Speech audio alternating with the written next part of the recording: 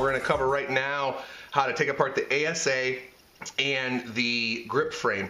I have done a video on these fittings, which I will be linking right now here along the bottom. I like when people do that. I hope I can do that. And they're still the same, so I'm going to leave that alone. And we'll talk about how to take apart this ASA and this grip frame and sort of go from there. I do have as a guest today, I appreciate it. He's very happy, but he is sort of angry because he needs to know how to tech the J12. He's the space bird because this is more of the space functioning looking tool here. So we're going to set him aside and sort of get to work. Now, the first thing we're going to do is make sure that the marker has no paint or air in the marker. We do this every time we work on a gun.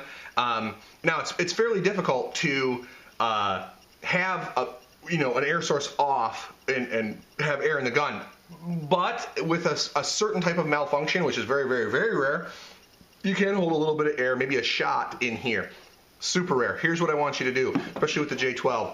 Make sure this is turned out all the way, especially right before you take your tank off. That will degas this whole area if everything's working properly. And then just in a safe direction with a barrel bag on, and of course I know this is clear, but in a barrel bag on, fire it a couple times, okay? Also, take your barrel off or just look down the feed neck and make sure there's no paint. You can do a check with your finger, a blow through test. That's got no air, paint in it. One final test could be to take your bolt off and look down there. And you should be seeing air, all the way through, and you're going to be good to go. So I'm going to take the barrel off. The sizer is not coming off with it, but that's just fine for this purposes. And put it there. Put the bolt back in because that's what you're going to be looking at. First step in disassembling the ASA and the grip frame, if you need to tech these, and I'm just going to put them all in one video, is to take off this macro line here. Hold the collet back and pull. Okay, that looks really easy, but when you just aired it up, that collet will be forward like that and will necessitate sometimes a little bit of taking this apart. Taking this on and off over time will mar this macro line right here. And by marring, I mean it just gets destroyed, sometimes even sexually abused. But take that off every now and then, maybe once a year, and put on new macro line just to make sure that there get no leaks on the field. Probably not necessary very often. I do it probably once a year just because I got a big wad of macro line in the garage, and so that's what I do. The first step we're going to do after that is to use a 1/8 Allen key, and we're going to loosen up. You can take them all the way off if you want. It's not necessary. I wouldn't do it, but loosen up about a turn the front and rear grip frame screw. Okay, the front and rear grip frame screw. Now, what Rod tells me, it's true, I didn't realize this, but you end up working on the J12 upside down nearly the entire time. So just get used to sort of holding the marker like this. The way this one is put together, you just end up working on it upside down. So the way to get this off is you can slide this back and pull it off. If you are having a little bit of trouble getting it off there, pull the trigger and that will come right off. Okay? So it's that simple. Now, these screws can come out, and I'll deal with them here because they are grip frame screws, but it's not necessary, especially if you're just doing work on the grip frame. If you do, set them aside. The good news is about the grip frame on the J12 is that these screws are the same length. They're replaceable. On the older markers, you had one longer than the other, and it was sort of a pain, but that's the way that is. Now, we're going to deal with the ASA first. So what you need to do is take this grip pen off. You can take both sides off, or you can take one off. The necessity is to at least take one side off to get to this grub screw that's in the bottom. And that is a 5/64 ball end that I'm using here, Allen key. If you're missing some of these tools, go back to the tool video and tools of the trade video. Check that out. These grip panels are aluminum. You can come and get them anodized in any color that you want from CCM. If you get them in a color that you don't want, call them up and say, hey, pimp my ride, yo. And talk to Melissa there. She's awesome. They've been friends of mine since 2006, and I just can't say enough good things about the people at Chipley. I'm probably loyal to a fault, but when I find a good company with good people and the markers just shoot people despite my inabilities, man, I'm just going to stick with it. I like a lot of guns, but I'm going to support one company if I can, and I'm not going to jock them. You know, my job is to give you guys a straight dope. One of the things I don't necessarily like is that these grip panels are unique to CCM. So you can't put a wraparound currently on this marker. Hopefully someone will come and do an aftermarket for that. But the good thing is that frame is fat. So, you know, I've got decent size hands. I wear size large gloves. So just putting this grip panel on doesn't seem to be uncomfortable in the least. If you're used to die stickies and wraparounds, it's going to feel a little different, but I wouldn't say uncomfortable by any stretch of the imagination. Set those aside, wipe those down if they're dirty or whatever. And again, they're anodized aluminum. It shouldn't be anything, you know, odd or difficult. You've got one, and I want to try to get this closer up. Let me see if you can see it. Yes, you can. This one grub screw or set screw is what's holding this ASA on. And if you look close, you'll see that that's a T-style ASA attachment. There is no more on this marker. There is no more ASA rail here, which is good. Rails were always a weak point. If you had front guys that were diving into a snake, then you know they could land on their tank and break those rail wings off. CCM was always good about replacing them, but it's an unnecessary point of stress that is just not needed. This is where the ball end really comes in handy on this particular screw. Probably out of all the screws on the gun, this is the one that you want ball ends for. Okay, there we go. Unscrew that, you know, 4 or 5 screws, and this will slide off. So now we've got the ASA air source adapter separate from the grip frame. Now, look closely here, and I'll give you a close-up here if I can. There we go. What you've got is, that's a better shot. What you've got is 3 dimples here that accept that grub screw, or set screw, that allows you to set the rail in sort of this position, or that position. And you'll feel that as you tighten up. Feel around until that submerges in. It locks it down tight. That's going nowhere. Now, another thing to take a look at is, and I'm going to grab my pick. Here it is. Not my hair pick. That's for later. My afro. See how this goes straight into here, and you can even see where it's protruding through. It does it in the front, and it does it in the back. You can only see it in the back because that's the way the thing is currently designed, or the way it's set up right now. What that does is, when you have a tank on this, let me grab a tank. When you have a tank on this, and you have it aired up, this is we'll pretend that that's in the aired up position. When you degas this, after a certain point in the travel, the air that's residual in this line and even in the regulator and then up into the hammer chamber and stuff will degas out of one of these holes. It's awesome. No one likes to take a tank off under pressure. It stinks. This is a great safety thing that is put on a lot of the ASAs today, but I'm not saying it's unique to the CCM, but definitely is on the CCM as well.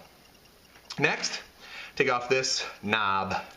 Now, I would keep this knob with some lubrication on it, because you are putting aluminum against aluminum. You have a tendency at that point, even though anodizing is protecting it at this point, to gall it. So I would put a little bit of hater sauce on those threads. That's marmalade right there. When we reassemble, I'll do that, but keep that around. And then the next step is to simply push out the pin from the back. And now this is completely taken apart. What you've got left is simply the fitting here, which I show you in another video, so you've got that, and the plug on one side. You can change what side fittings you've got if you need to, and the rest is just how it comes milled from the factory. Okay, so there's not much to this. Of course, if it's leaking out the back of the ASA as it attaches, you have 2 potential problems. One, you have a problem with this O-ring, and 99.9% of the time, that's going to be your culprit, is replace this tank O-ring. That's a standard tank O-ring. You probably have them everywhere. If you do, get good quality high tank O-rings. Don't put, cheap crap on there. That is an O-ring that gets used a lot because that tank goes on and off usually when you put it in your car. Sometimes you can think you've got a leak from the back, and it's this O-ring that's blowing by, and it's actually coming out of one of these holes. So if you replace your O-ring in your tank and you're still getting a goofy leak, or a leak that sounds like it's coming from this T-rail somehow real slowly, check that O-ring. Now, I've never replaced one of these. Never have, never had a problem with it. It doesn't travel much, and so I just never have. But in theory, it could happen. So while reassembling, we're going to put a little bit of hater sauce on here. Get my rag around so I can wipe my hands off. This piece is going to go into the thread side where the tank goes in, okay? And it's going to go in O-ring first. And that will leave you the thing that depresses the pin on your tank out the back. Put a little bit of hater sauce on here, not too much. That can attract a little bit of dirt if you're climbing around the snake or whatever else like that, like I do because I'm a huge front player. And then put that back together. And that's it for your ASA. That's reassembled, happy, pretty, shiny, all that stuff. So you can set that aside. And frankly, unless it's dirty or whatever, filthy, I'd clean that once a month or something just as a matter of course, but unless it's just filthy, I wouldn't worry about it on a day-to-day basis. That's just not what I'd worry about. We'll set the body aside, get that out of the shot. What we've got left is the grip frame. And I'm telling you, man, there's just not much to this gun. Simple is hard, but Chipley has made this a very simple sort of marker. Now, one thing you're going to keep your eyes open for when you take this grip frame off is take it off and take the body off from the top and keep this fairly vertical. Because when you turn it upside down, one or both of these retention pins can come out. That retention pin actually came from the trigger, okay? And there's another one that keeps in the sear pin. So keep an eye on that. I would have one extra of these maybe in your kit because they're just, you see how small they are. They're not very big at all. Stainless and fairly easy to lose. So whatever one comes out first, you can start whatever way you want to do it.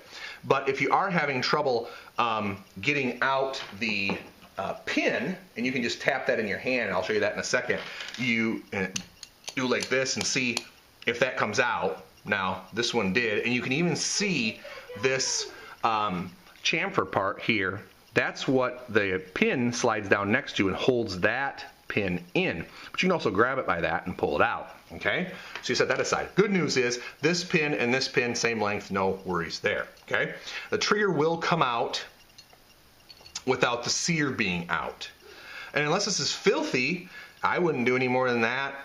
Again, inspect your trigger and make sure that that's clean, dry, and has a drop of lubrication in this moving part. I'm going to use 1 drop of Tri-Flow just because that's what I use. It's not super necessary, and I'm going to wipe off the excess. As you can see, I've got quite a bit of excess, and I don't want it to attract dirt. I just want it to be moving quickly when it needs to. I might even take a little bit off there and put it on the roller bearings just so I've got smooth contact when I'm making that, and then I'm going to set that aside. That trigger is really not serviceable, nor does it really need to be. If it's broken, you need to call Chipley, but I don't think that this is going to be something that breaks very often. The way this one is designed, there isn't a wear point like there were on the last one where you could wear the Delrin down. This is rolling on a bearing. I suppose that bearing could wear out, but man, I think you'd have to really try. So set that aside. Make sure there's a spring in there. Beyond that, you're going to be good to go with that. This is not really a tinker's gun as you're seeing. This is more of a take it apart, wipe it down, put it back together type of thing. So, okay, the next step is to take out the sear pin here. I had a little trouble getting mine out, so I had to pause the video for just a second. It took me a few minutes, and what I did is I polished it up afterwards, and now it just dumps right out. So if you do have a little bit of trouble getting those out the first time, polish them up. But again, the more you polish them, the more weight, material to take off, and the more you're going to, that's just going to fall out. So anyway, that second pin, let that sear out as you saw, and the spring out. So if that spring wasn't already out, that now has come out, and you're sort of all set there. And that's it for the grip frame. It is completely disassembled. It's just a matter then of if you've got any paint or dirt or whatever. Some Q-tips will help in this sense. Long handle Q-tips would be nice, but you know, mine is pretty much clean. So you just wipe it down with your spray bottle, like I talked about in the tool section, and then just start to reassemble. So how do you reassemble? I would put the trigger back in first, were it me, and it is me, so that's what I'm going to do. So that goes in. One of these pins then drops in the side and goes in until it's flush, pretty much flush. And then you put in this pin in the top to retain that pin. And this is one of the things I really like about the changes as we went. These used to be a shoulder bolt that had to be sort of, you know, tightened and loosened. This is a much better improvement. And they've been doing that with a lot of the grip frames over the years, but on the J12, you know, that's going to come standard. So very cool. And then this pin goes in here, flush again, and this pin drops in here. And then that's it for that. You can check the action if you want, drop a lube in the top if you want, but I did that earlier, so I'm good to go there. Now I'm going to put the ASA back before I put the grip panels back on, because I have to tighten down that grub screw. And you set it in whatever position you want. I like it right in the middle, so that's where I'm going to leave it. And you grab your Allen key here and tighten that bad boy down. Now, make sure it does submerge itself. You can, there. Now it's in one of those holes and it is submerged. If you're stopping about this level, and you're seeing all this, that you're not in the right spot. So keep trying. Set it the way you want it, and then snug it. And then it's just a matter of snugging it down. And that looks like that's about it. So once you get it, you know, lightly snugged down with the ball end, grab that, boop, half a turn, and you're going to be set. Even if that starts to move on the field a little bit, it's not going to move very far, so it's not going to bother you. So, and then grip panels back on. 5/64. That screw inside was a 3/32 Allen key. Just a matter of buttoning it back up, and it's really fast. This is, like I said, I've said this before, but this is not a tinkerer's gun, you know. It's kind of the way it comes. The good news is that Chipley takes, you know, advice and really does listen to their people, you know, the people that are shooting their guns. So if you've got any changes you want, you know, send an email, call somebody, but do a video, post up on some forums. They do listen to their people, so that's good. And then if you're putting it back on the gun over here, you're going to start these threads. It doesn't matter how many. Start them about evenly. I get just a couple of threads in by hand. Just enough so that this slides over. You'll see how the keyhole works. It basically goes in this position and then slides forward. Again, we're working on it upside down. And use your 1/8 Allen key to snug those up. It's really fast. Not a lot of worry, and then give it a little, you know, quarter turn here once she's snugged up to tighten down. Now, don't over tighten that. That's stainless steel screws going into aluminum, and stainless steel will, you know, rip that body out. So no reason to do that. And then, you know, put your macro line back on. If that's all you had to do was clean that. I had a little bit of grease just now, a little bit of marmalade on the front of those. And heck, we'll even air it up to see if our fittings are sealing correctly.